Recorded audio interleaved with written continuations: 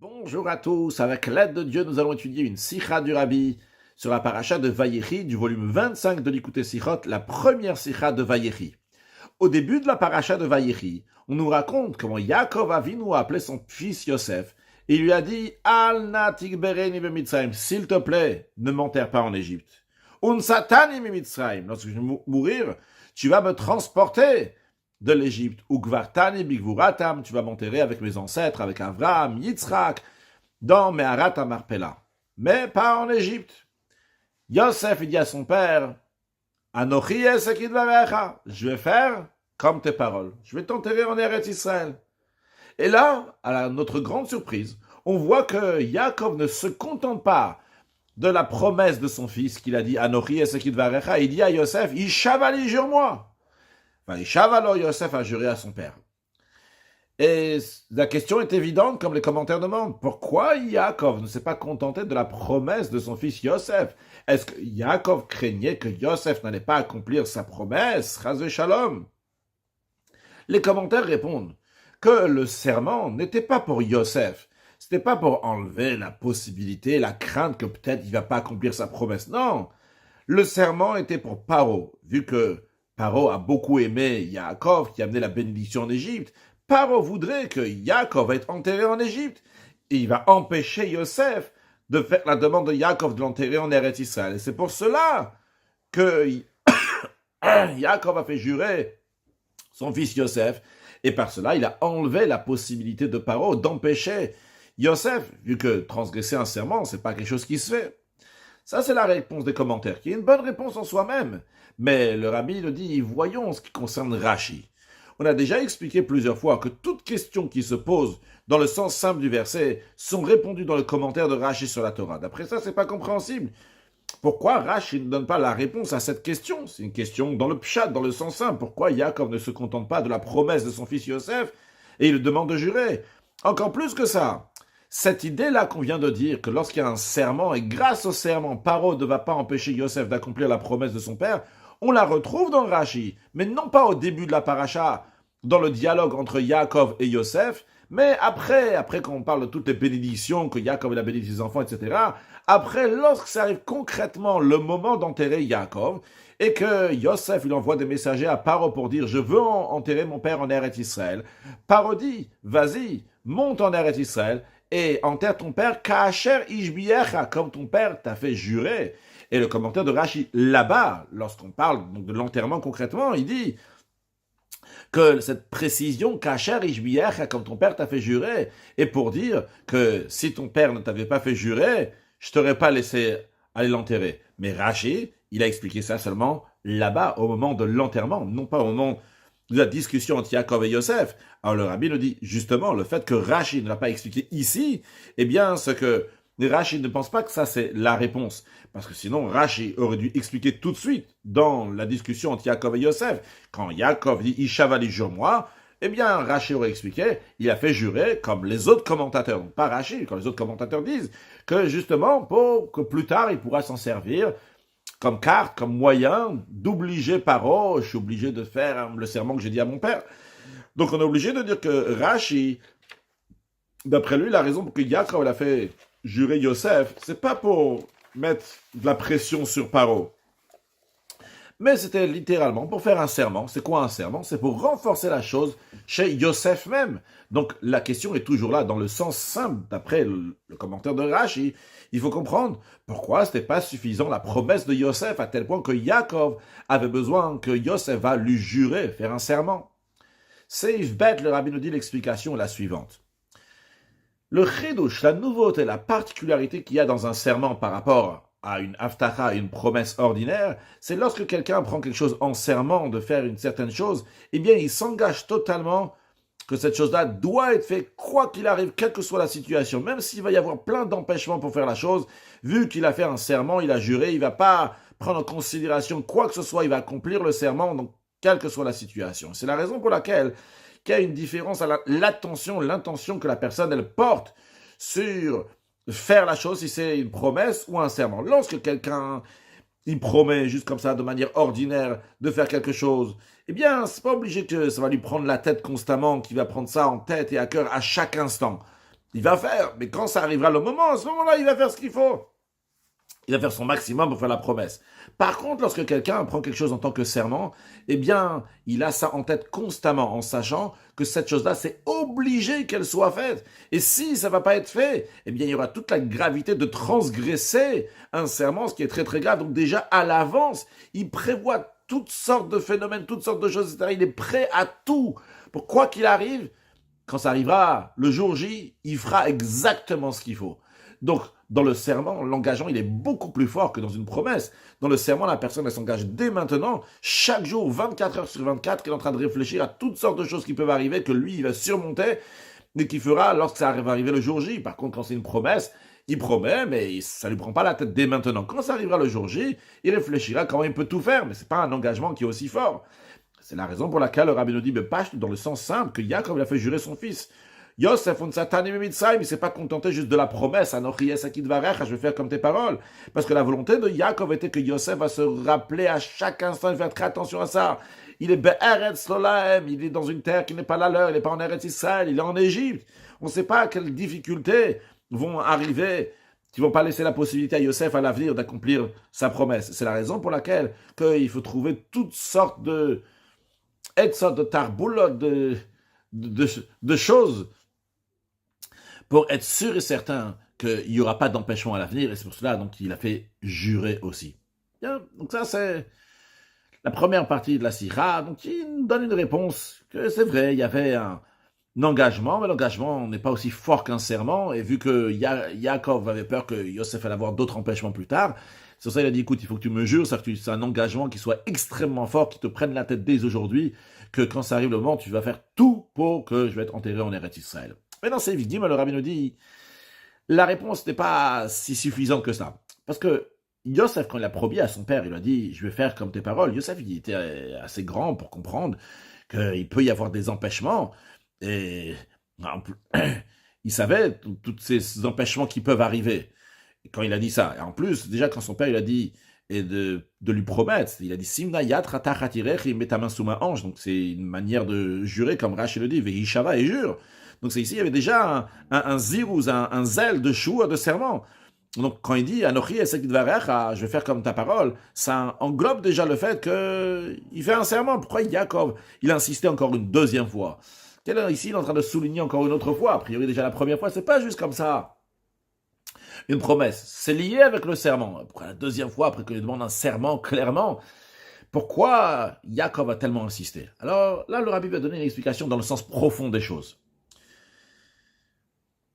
Prendre Yaakov, le faire sortir d'Égypte et l'amener en Eretz Israël, alors que les Juifs sont encore en Eretz Israël, c'est pas pour le bien des Béné Israël. Parce que Dieu, il a dit à Yaakov, Anochi Ered Imcha Mitzrayim, je vais descendre avec toi en Égypte. Et cette idée-là, de prendre Yaakov, de l'amener en Eretz Israël, alors que les Juifs sont encore en Égypte, ça va pas en plus avec l'esprit de Yosef, comme nous allons le voir dans la suite, que c'est pas l'idéologie de Yosef. Et c'est la raison pour laquelle que Yaakov, il demande à Yosef de s'engager, que malgré que lui, il a une autre idéologie. Et je ne sais pas juste une autre idéologie, mais c'est un autre rôle que Yosef il a. Il dit, toi c'est ton rôle, mais moi c'est pas mon rôle. Moi, il faut me prendre et faire sortir d'Égypte. Qu'est-ce que ça veut dire le rôle de Yosef? Le rôle de Yaakov? Eh bien, voyons la différence qu'il y a entre Yaakov et Yosef en ce qui concerne ne pas être enterré en Égypte. Yaakov, il a dit, ne m'enterre pas en Égypte, ou Satan et Mitzrayim. Tout de suite, tu vas me transporter d'Égypte. C'est-à-dire, ne me laisse pas en Égypte, même pas de manière provisoire. En revanche, Yosef, lui, il a fait jurer le Bnei Israël qui était au moment de sa mort, vous allez monter mes ossements une fois que vous allez partir, mais tant que c'est pas encore arrivé Pakot Pakat, lorsqu'il n'est pas arrivé le moment de Pakot Ilkot Kakadosh Baruch Hu vous délivre, eh bien, le cercueil de Yosef reste en Égypte. Quelle est la différence? Pourquoi Yaakov, il a dit, tout de suite on doit me faire partir, et Yosef, lui, il reste là-bas en Égypte. Alors c'est vrai que dans le sens profond, le rabbi ramène dans la note 13, de regarder dans le commentaire de Rashi, dans Parashat Beshalach. Là-bas, dans le sens simple, Rashi l'explique que Yaakov, il a demandé à Yosef, parce que Yosef était vice-roi, donc il avait la possibilité de faire sortir d'Égypte. Par contre, Yosef, après, une fois que lui va mourir, qui est-ce qui va avoir la capacité, la possibilité de le prendre, l'amener en Eretz Israël? Personne. Alors il a attendu que les Juifs vont sortir d'Égypte. Ça, c'est dans le sens simple des choses. Le rabbi nous dit dans le sens profond. Quelle est la raison de cette différence entre Yaakov et Yosef? La différence, c'est que Yaakov, il est au-delà de l'exil égyptien. Il est en Égypte physiquement, mais il n'est pas dans l'Égypte. Même après qu'il est descendu en Égypte, et il était là-bas à Goshen, mais il était déjà à Goshen séparé des Égyptiens. Il ne vivait pas avec les autres. D'ailleurs, c'est la raison pour laquelle ils sont partis vivre là-bas à Goshen, parce que comme eux, c'était des bergers, ils ont dit, bon, on va mettre les bergers à part. Ils n'aimaient pas tellement les bergers là-bas en Égypte. Et donc, Yaakov, en tous les cas, il n'était pas dans une situation d'exil. Les Bnei Israël, à son époque de Yaakov, ils avaient tout Eretz Mitzrayim, ils avaient le meilleur de l'Égypte, Chalev Haaretz, la graisse de la terre, je veux dire, le meilleur du meilleur. Encore plus que ça, lorsqu'ils étaient là-bas, voyez, Achazuba, la Shana Chouza, ils ont acquis là-bas donc des propriétés. Donc, en tout cas, ils étaient vraiment au-delà de l'exil, il n'y avait pas d'exil. Tout allait bien spirituellement, matériellement. En revanche, Yosef, lui, il est descendu, il s'est mélangé avec les Égyptiens. Il est vice-roi d'Égypte, il s'occupait de chacun.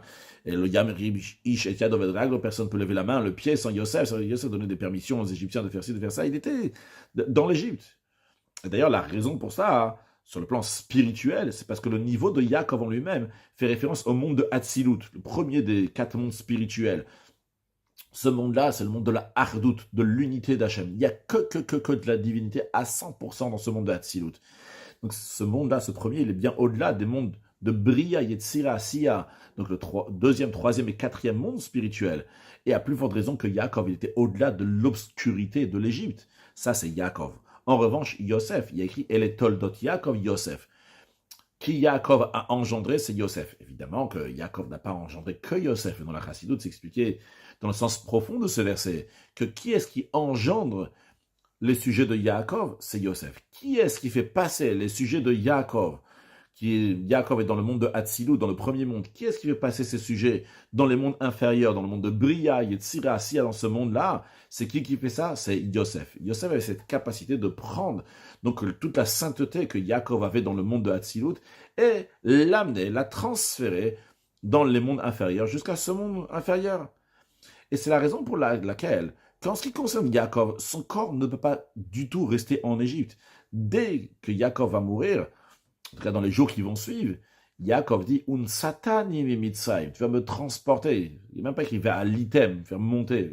Un satani, c'est un décollage vraiment levé très très haut. Je dois vite partir de là-bas. Par contre, Yosef, son rôle, c'est d'avoir un impact sur l'Égypte. C'est la raison pour laquelle que son cercueil est resté en Égypte tout le temps qu'ils étaient en exil égyptien, pour que l'existence de Yosef, les ossements de Yosef, donc le mérite de Yosef, va rester avec le peuple juif qui est en exil égyptien. Mais, malgré ça, Yosef, il n'a pas dit, vous allez me laisser là à l'éternité. Yosef, il a dit, il a fait jurer ses frères, il dit, vous allez monter mes ossements, parce que le but de la descente en Égypte, c'est pour la alia, l'élévation qu'il va y avoir après. Donc, là, le cercle de Yosef, il est resté en Égypte, pendant que les Juifs étaient là-bas pour avoir un impact, une aide pour le peuple juif. Et quand le peuple juif va prendre les ossements de Yosef, par ça, ils vont aussi élever donc les étincelles divines qui se trouvent dans les sujets égyptiens qui vont pouvoir sortir. Donc Yosef donne la force pour élever ce qu'on appelle donc ces étincelles divines qui se trouvent dans la matière, en l'occurrence dans la matière égyptienne. Basé sur ça, le rabbi nous dit, c'est la raison pour laquelle que Yaakov, il a dit à Yosef, jure-moi que un satan mitzrayim, tu vas me transporter d'Égypte, tu vas pas me laisser ici, mais tout de suite. Ce que Yaakov insistait à Yosef, c'est, toi ton rôle en effet, c'est d'avoir un impact sur l'Égypte. Et toi, dans ton idéologie, tu aimerais bien me laisser ici en Égypte pour aider justement le peuple juif à passer cet exil-là. Mais c'est pas mon rôle à moi. Moi, quand je vais quitter ce monde-là, directement, tout de suite, un satan et mitzrayim. Ne me laisse pas plus longtemps. C'était ça donc le serment qui a insisté Yaakov à Yosef en disant, tu vas me porter d'Égypte. Ça veut dire, tu dois le faire et tu dois le faire tout de suite. Ne va pas avec ton idéologie qu'il faut un tzaddik qui va rester ici, ton cas, ce que toi tu vas faire, toi aussi. Bien que le fait que Yaakov serait resté ici, comme le Zohar, il dit, Begin de Yagin Srute al Bnoi, pour que son mérite va protéger ses enfants qui sont en exil égyptien. Et par cela, ils vont réussir à faire plein de bonnes choses en Égypte. Yaakov dit à Yosef, jure-moi, au-delà de la compréhension, au-delà de ton raisonnement à toi, c'est le sujet d'un serment. C'est quoi un serment? La personne, elle s'engage totalement à la personne pour qui elle jure. Elle dit, je vais le faire au-delà de tout calcul, qu'il n'y aura aucune raison qui ne va pas m'empêcher de faire ça. Et c'est ça que Yaakov a demandé à Yosef.